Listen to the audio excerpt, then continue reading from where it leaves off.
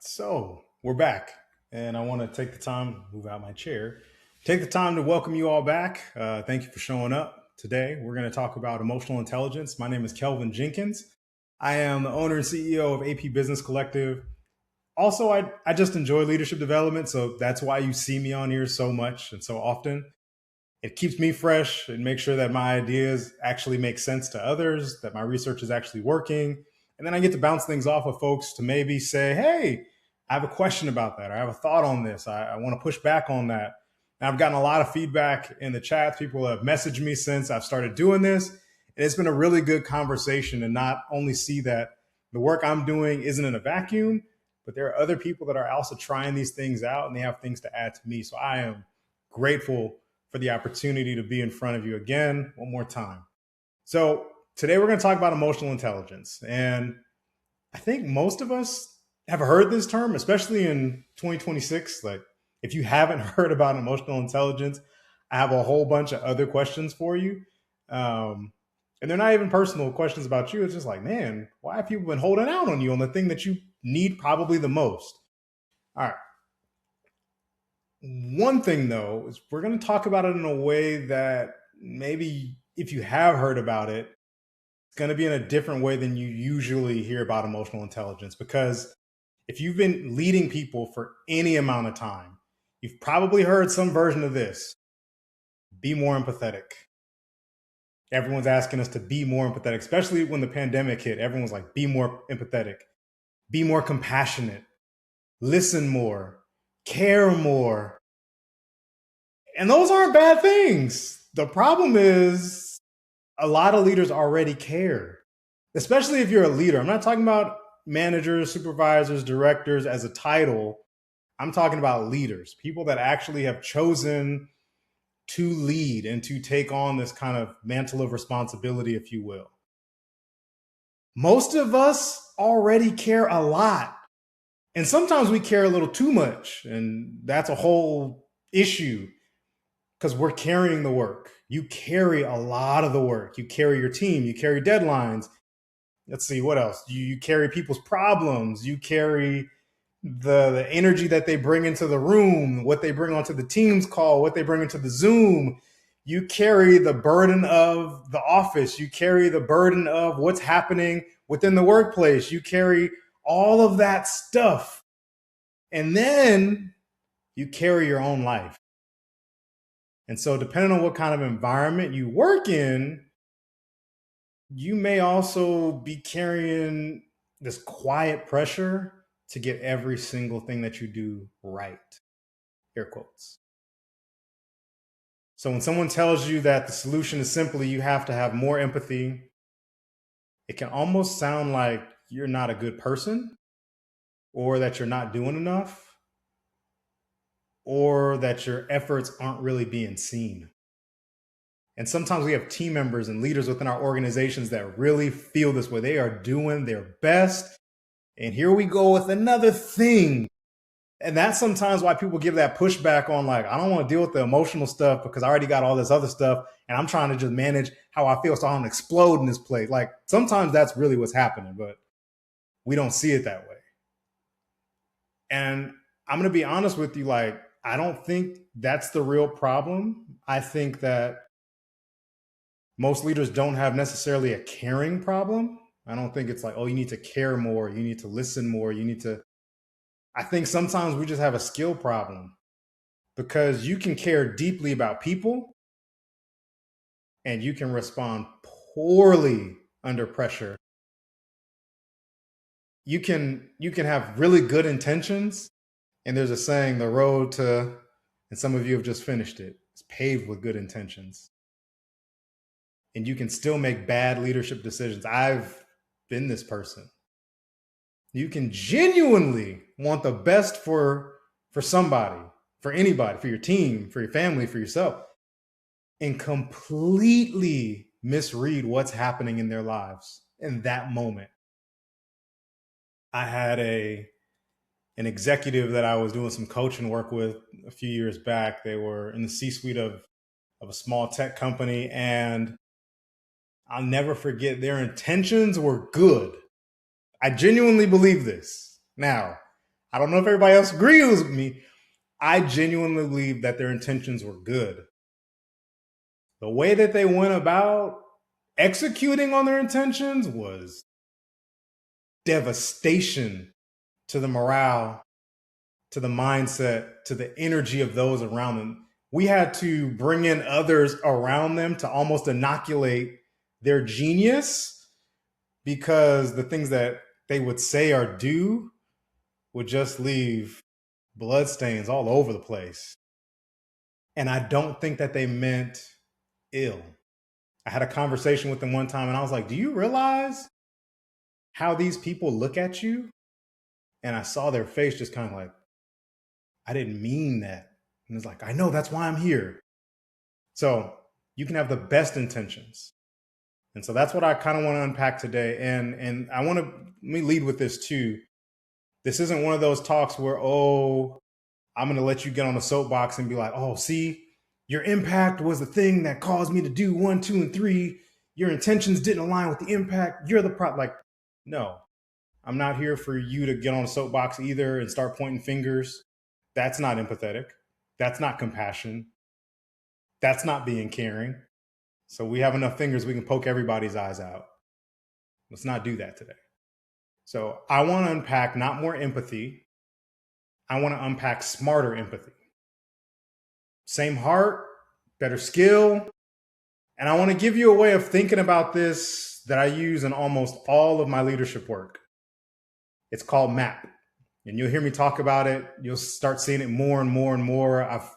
I'm like, you got to just say the thing sometimes. And this really includes mindsets, actions, and people. And you've heard me kind of mention this before, but everything about leadership, like almost every single leadership problem, every single leadership challenge, travels through those three things, either the mindsets, the actions, or the people. And it starts with what's happening inside your own head. Typically, our thoughts lead us to do stuff. So what's inside of our head, it shows up in what we do. And eventually somebody else experiences the consequence. And consequence doesn't always mean bad. Consequence is the outcome or aftermath or the thing that follows whatever was the input before it. So that's just one way of looking at consequences. We tend to talk about them in a negative way. However, there's some positive consequence. Like the consequence of this is that you're going to hear something today, and hopefully it gives you an opportunity to start thinking different. So let's start with the mindset, right? And so here's something our brains are incredibly good at: creating stories. Fast. And I mean like really fast. I was listening to Terry Fulton the other day, and he was talking about the amygdala and the amygdala hijack and how our limbic system has the first dibs on any rational thought. And that is 1,000% true. Sometimes we don't talk enough about it. I'm not going to get into a science experiment today to break it all down to you. But something happens in our brain almost instantly when we hear something, when we think something, and we decide what it means without really giving it critical thought. So some of you have gotten this text message before. We need to talk, ... Or no ... Just we need to talk. And our minds start taking us like, we need to talk about what? What do we need to do? What happened? There's this internal noise that starts to happen, this dialogue, this story that starts kind of compounding. And like, well, what do we have to talk about? Like, all they said was we had to talk. We create a story about it. Another example in the workplace is that somebody misses a deadline. The story sometimes we tell ourselves is they don't care. Somebody pushes back in a meeting. They're like, well, I really think this. I have questions. Why are they always so difficult? Like, why? Why is Kelvin so like, why? Just go with it. Somebody doesn't respond to your email, doesn't respond to your text message. They're ignoring me. I know it. I know they're ignoring me. I know they're ignoring me because they responded to the other email that I was CC'd on about something else. Somebody asks you a question and you think they should already know the answer to that question. They're clearly not ready for this role. Like, that is a junior question. Why are they even asking that? Why would you bring that up right now in front of all these people? And the interesting thing is, most of the time, I will give you the grace to say that you don't choose that thought. It's not like you just go around like, yeah, what's the negative consequence of what they did to me today? How am I gonna negativize this? I know I'm making up words, but how am I gonna negativize this? No, it just shows up. Your brain saw something. Maybe you had a memory, maybe you had a past experience, maybe something else. The amygdala is going to go back to the things that have happened inside of our past, and it's going to pull. What's the immediate thing? And this is where bias kicks in. So, what we've been taught, what we've been conditioned to think, it's unconscious, it's not personal. And I just want to say if you have a brain, then you have been hijacked before. And if you have a brain, you have biases. And your brain fills in the blanks with sometimes with biases. And we do it constantly. We have to.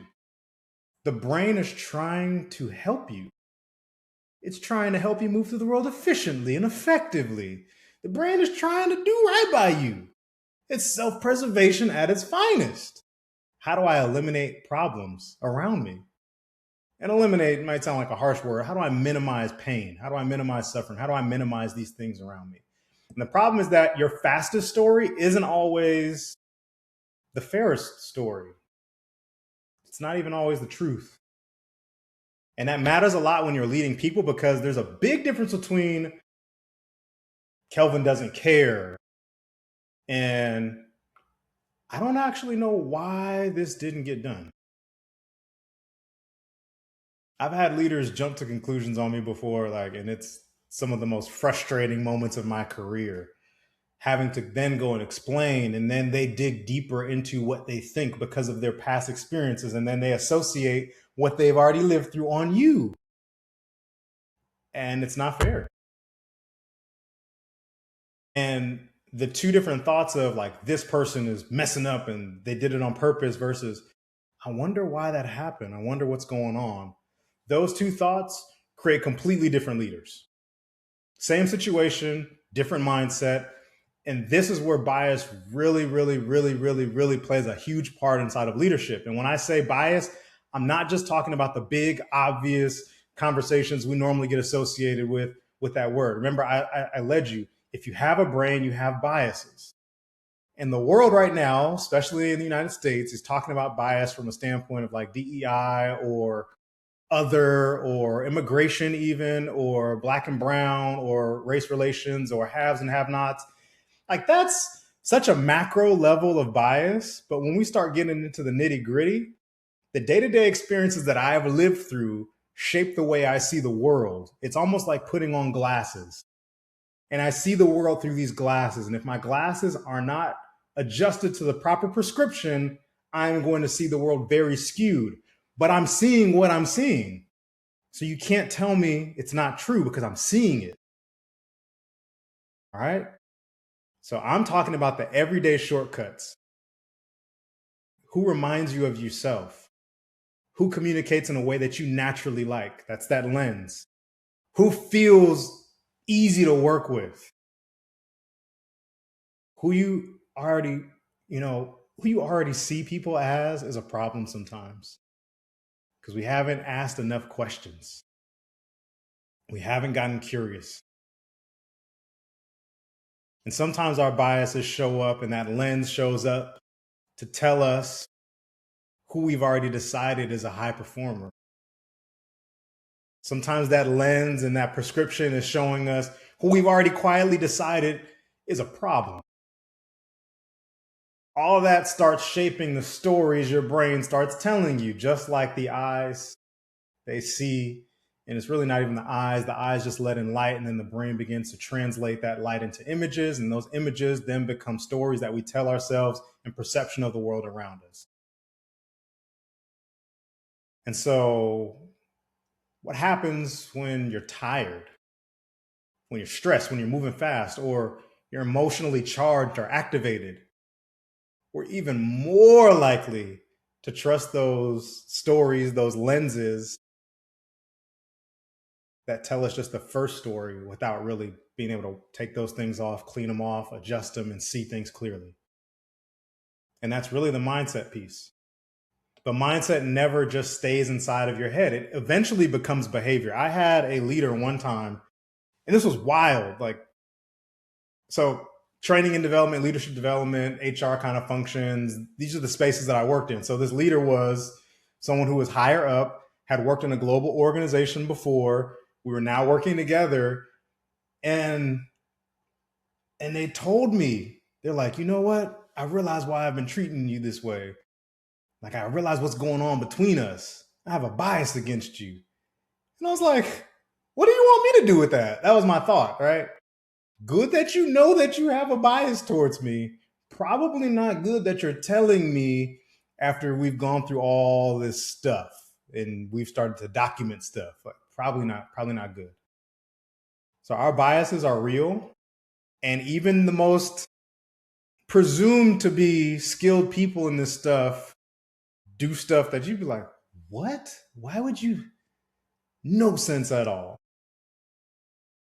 So what's in our head sometimes comes out of our mouth, which is an action. And let's just say, maybe I'll come back to that example. Maybe I won't. Let's just say that me, with my biases or whatever, I've decided that someone on my team just doesn't really care. They don't care. I've decided that. Now I'm probably going to interact with them very differently. And I think that's what kind of was happening with that leader. They were interacting with me different. They thought I wanted their job or some other stuff. And I was like, I am here, Marshawn Lynch. I'm here so I don't get fined, and I'm here to do a good job. Like, that's all I'm here for. So maybe the emails start getting a little shorter. And when I say short, I'm not talking about length. I'm talking about sharp. Maybe the tone changes. Maybe now I'm starting to document more because now I'm looking for confirmation bias of the thing that I already think.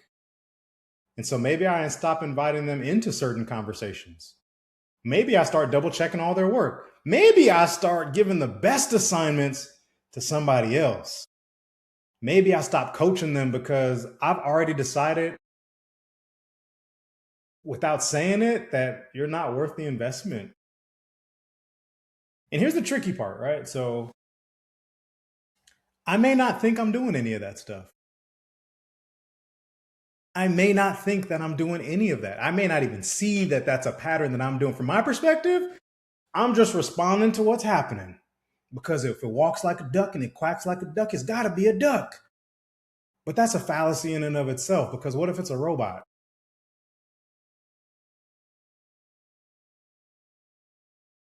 Just saying. What if it's a goose? Just saying. Anyway, that was free. But the person that we're doing these things to, they're experiencing something very different than what we think they're experiencing. They're experiencing my leadership. That's what they're experiencing. And there's another side to this too. And this one shows up a lot when leaders really care deeply about people. Sometimes we care so much that we lose the boundary between somebody else's emotion and our own. So I want to give you like a different perspective now. So I gave you our biases cloud our judgment and make us start doing these things that make no sense at all. But then there's this flip side. We start taking on sometimes the emotions of our team members. They're stressed. Now I'm stressed. They're disappointed. Now I feel responsible for fixing their disappointment. They're overwhelmed. So I start taking on the work. And y'all know how I feel about the cycle of stuck. And suddenly, what I was told to be more empathetic about has turned into overfunctioning. That's not sustainable leadership either. So there's these two extremes. And there's a difference between, I want to kind of give you an analogy. There's a difference between standing next to somebody in the water and jumping in and drowning with them. Good leadership requires you to stay grounded enough to actually help. And that's so important. Have to have enough stability underneath me to see the issues and concerns that others are dealing with and be able to provide them support. Doesn't mean I can't get in the water, But if I am not a strong enough swimmer, if I'm not a strong enough leader, if I'm not emotionally stable enough to navigate certain things, then we'll both end up sinking. All right. And this brings me to the last part of the mindsets, actions, and people that I told you about earlier. So the people side, right? Let's talk about it. Eventually, your mindset and your actions become somebody else's experience. I kind of alluded to this earlier. And that's really when we start getting into more of like culture. We sometimes talk about culture like it's this huge blob, this organizational thing, this and there's some truth to that. There are organizations that have a culture. I worked at a small, I mean, yeah, it was actually relatively small. I worked at a small fintech company at one time, and they had a culture that they would say certain things. And I was like, oh, this culture is interesting. I've worked at other companies that have had macro cultures, and you'd be like, oh, this is interesting. And some leaders try to inoculate their teams from that. So when you do that, you have to remember that culture now is not only huge, but it's also incredibly small. Culture is the email that you send when you're frustrated. Culture is what happens when somebody disagrees with you. Culture is it's whether people can tell you something that you don't want to hear that day. Culture is what happens after somebody makes a mistake. Culture is who gets developed, who gets forgiven, who gets a second chance, who gets written off, who do we ignore, and who do we celebrate. All those little leadership moments add up. It's just like compound interest. And you heard me talk about things that compound. You add a little bit over time, and it just keeps getting bigger and bigger and bigger.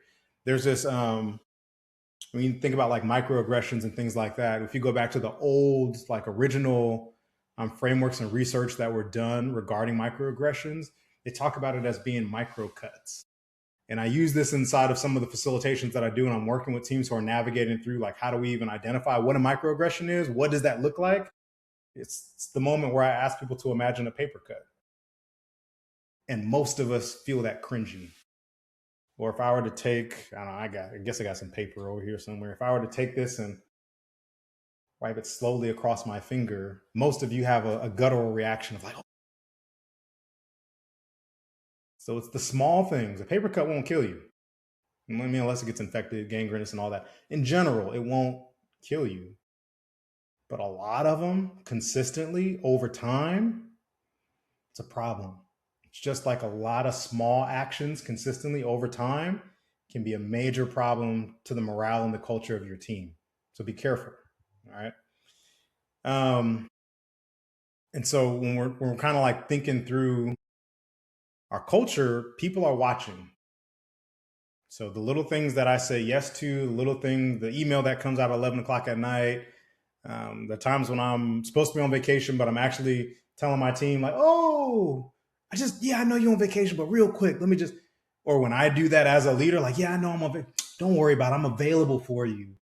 The team is constantly learning. The team learns like who is safe, what's safe to do, what's not safe to do, what gets rewarded, what gets punished. Can I be honest? Can I disagree? Can I push back? Can I make a mistake? Can I ask for help?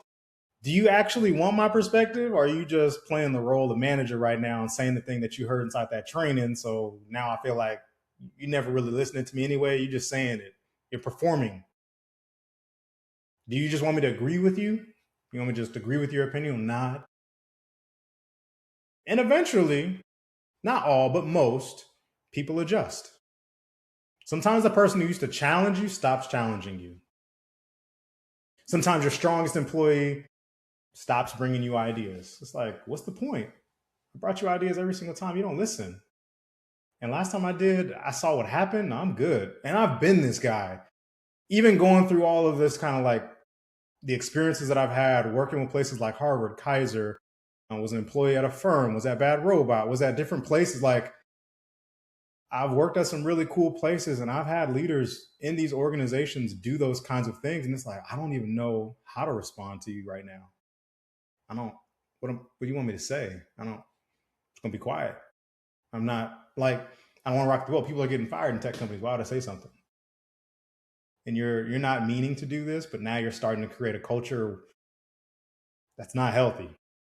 And so sometimes somebody who used to be engaged, like I've been in certain organization, starts doing exactly what's required and nothing more.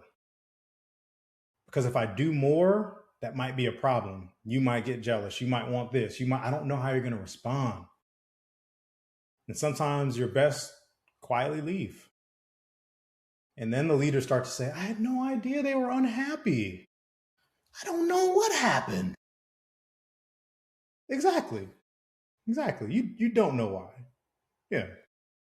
You have no clue because they stopped telling you. They stopped talking to you about it. And that's why emotional intelligence isn't some soft skill. I get frustrated sometimes when I'm working inside of certain industries and, people are like, oh, it's that soft stuff. It's hard. I'm like, it's not soft. If it was soft, you'd be able to do it. Let's just be real. If it was a soft skill, if it was soft, why we got to talk about it so much? Why is it so hard for people to put it on? Why is it so hard for it to be implemented? Why is it so hard to talk about if it's a soft skill? Shouldn't this be easy? If it's a soft skill, it's very dismissive. Sometimes people are like, oh, that's soft. And you'll even hear it in their voice. It's almost like, oh, yeah, that. And you'll be like, yeah, you're dismissing it because of a certain level of discomfort, right? So this is operational. This affects decision making. If you want to really just get into the brass tacks of emotional intelligence and these sorts of skills, it impacts performance. It impacts retention. It impacts trust. It impacts communication. It impacts project deadlines. Whether people bring problems to you early or hide them until they become expensive, that's not soft. It's operational. So again, the problem isn't necessarily that leaders don't care enough. Again, we'll go back to my original premise at the start of this. A lot of leaders care deeply, but caring without skill can cause damage. Have y'all seen that meme, that emotional damage? Yeah, you can cause damage. So let's talk about the shift. Like, all right, Kelvin, you've given us all the issues and the problems and all the stuff. Like, but how do we get to the shift? So let's talk about some smarter empathy. So for me personally, it's not more empathy, it's smarter empathy. Same heart, better dials. So the ability to notice what's happening inside of you before it starts running the whole interaction. And there's a simple four-part process, four-part process that I teach around this. Talk about naming it, framing it, claiming it, taming it. Again, that's name it, frame it, claim it, tame it. Almost feels like a Daft Punk song. And I'm not going to teach you the whole thing today. We don't have time for that. Partly because I want this to stay useful and simple. And then part of it is we just don't have time for that today. So let me give you like one piece that you can use literally today, and it'll be your first move so that you can start navigating. So let's talk about naming it, right? The first move for you today is going to be to name it, because you can't regulate something that you haven't at least recognized. And you look at people like Daniel Goleman's emotional intelligence model. Even for emotional intelligence, like the first step of being able to be emotionally intelligent is to be aware of you. So awareness is where it starts. And again, we go back to mindsets, actions, and people. We got to talk about that mindset first. So think about a leadership situation that just kind of like rubs you the wrong way, maybe gets under your skin, maybe frustrates you. Maybe it's a particular employee, maybe it's a peer, maybe it's a boss, maybe it's a client, maybe it's a spouse, a kid, child, relative, parent. Just think about someone who just knows how to and they may not really know, but it feels like they just know how to poke you just the right way. Like, that hurt. Stop it. And in that moment that they do the thing, and again, I'm not talking about intentionality here, just saying that this is what happens when you all interact. Instead of immediately focusing on them, I want you to ask yourself, what is happening for me right now? What am I feeling? Can you name the emotion that you're feeling in that moment? Some people can't. Some people don't even know that there's an emotion happening. They just react. So is it anger? Is it frustration? Is it embarrassment? Is it fear? Am I afraid of losing control of this conversation? Am I afraid of others in the room? Like, are they called? Is what they're doing hitting my brain and making me think that, oh my goodness, maybe everyone, is it making me feel afraid of something? Am I worried that I'm going to look incompetent, for lack of a better word, dumb? Do I feel this uneasiness? Does this uneasiness make me think that I'm being disrespected? Am I feeling neglected, ignored? What's happening for you? And I just want you to just name it. You don't got to name it to the person. They say something, you be like, making me angry. Like, probably don't do that. That sounds very hulkish. You don't want to see me when I'm angry. They might take that as a threat. But in your own mind, just can you name what's happening to you? And you don't have to solve it yet. Just name it. Because the moment you can see the emotion, you have a little bit more of a choice in what you're going to do with it. You can piece some things together. And that little bit of space matters. Sometimes leadership is literally that, just like one step removed from the thing that's happening. So creating enough space between me and how I feel and the reaction, like that's enough. Now you can choose how to respond. And if you're really activated, like really charged up, like real whatever triggered, pause and breathe. Now I know that sounds like some basic stuff to do, but try it. I challenge you to try this. The N4, out for 6. Again, in for 4,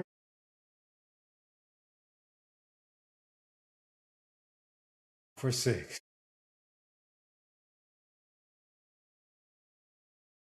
That longer inhale gives your body a chance to just settle into what's happening. You can go and look up the vagus nerve and how you can begin to calm that down or activate it, but it's an incredibly difficult thing to make a thoughtful leadership decision when your nervous system thinks you're in a fight, when your nervous system starts to feel antsy and charged up. So that breathing can help you. And it takes 4 seconds in, 6 seconds out. No one ever has to see it. No one has to know you're doing it. And it gives you a chance to pause and evaluate. And that's the beginning, right? So that's step number 1. Name it. Then we can start talking about how to frame the situation a different way. You can ask yourself, man, what's the reframe of this? You can claim the part that actually belongs to you. I tell coaching clients and people all the time in facilitations, I don't own everybody else's stuff. That's your stuff. It ain't got nothing to do with me. I don't own everybody's problem. It's not my problem. Doesn't mean I don't care. Doesn't mean I'm not interested, but I don't own it. I can't. It's not mine. So we got to be able to tame the response so we can choose what the moment requires. But those 4 moves get much more interesting when you start to apply them to like a real situation and not just a hypothetical. The employee you're frustrated with, the conversation you've been avoiding, the team dynamic that keeps kind of repeating itself. You keep going through the same meeting, having the same stuff happen. It's like, ugh. The person whose name immediately came to your head while I was talking, it's probably where the work is for you.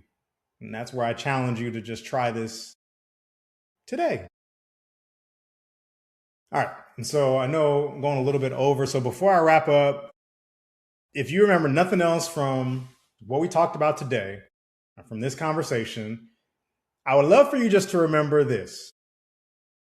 You probably don't need to care more. You may need to become more skillful with how you care and the care that you already have. Watch the stories that your brain creates. Our brains are excellent storytellers. And the stories that our brains create are going to influence our actions. And our actions are going to become somebody else's experience of your leadership. Be the leader that people remember for good and not the one that they use in my examples when I ask them, how many of you have had a terrible leader? In your organization, you already have some people who are struggling, who are navigating or trying to figure things out. Doesn't mean they're lost causes. Just means that we have to skill them up. We have to upskill folks. And in the age of AI and technology, empathy, communication, being able to navigate, ask questions, coach, those are intangible skills that we will not be handing the reins over to machine learning anytime soon. Because our mindsets, our actions, and our people matter more than ever. And AI is a tool to help us maximize that, not to replace it. So remember the map, and remember that emotional intelligence gives you the ability and the power to interrupt the process that normally happens before an automatic reaction becomes a leadership consequence. And so that's the work. That's it. So a couple of quick things. I am going to be signing off here soon.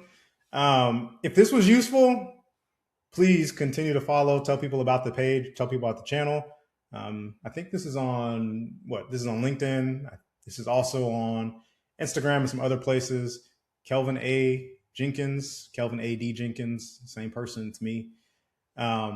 So follow. That's kind of like the one thing, because it's helpful. It lets me know that this is at least relevant. And give some comments, like message me. I'm appreciative for those of you that already been doing that. Some of you reached out on the side and been like, hey, have you thought about talking about this? Like this conversation even was prompted by someone asking me some questions about emotional intelligence and how do we begin to navigate inside of this age of AI. So, I'm willing to talk about these things because leadership development, it's not a singular thing. I'm going to also be doing more conversations like this around leadership, people, culture, and really just the stuff that leaders deal with every day that nobody teaches you how to handle in a course or teaches you how to handle in high school and college. So if someone came to mind while you were listening to this, send this to them. And not necessarily like the people that you're like going through an issue with, folks that are looking to get into leadership.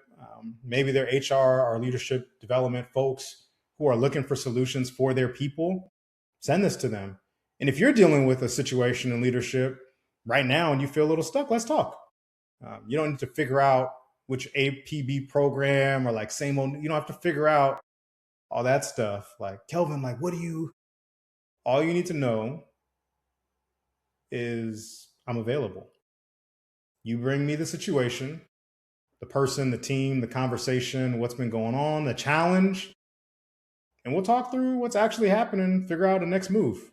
That's it. And it could be that I have a recommendation for you for someone else in my network that can solve that problem for you. So you really have nothing to lose. And if there are questions in the chat, I will go back after this and I'll review them, I'll answer them. So bring me your real solutions. Those takeaways are always more interesting anyway. And again, I thank you for your time today. My name is Kelvin Jenkins, CEO and founder of AP Business Collective. It's a pleasure to have this space with you. I'll talk to you soon. And remember, keep doing and lead like it matters.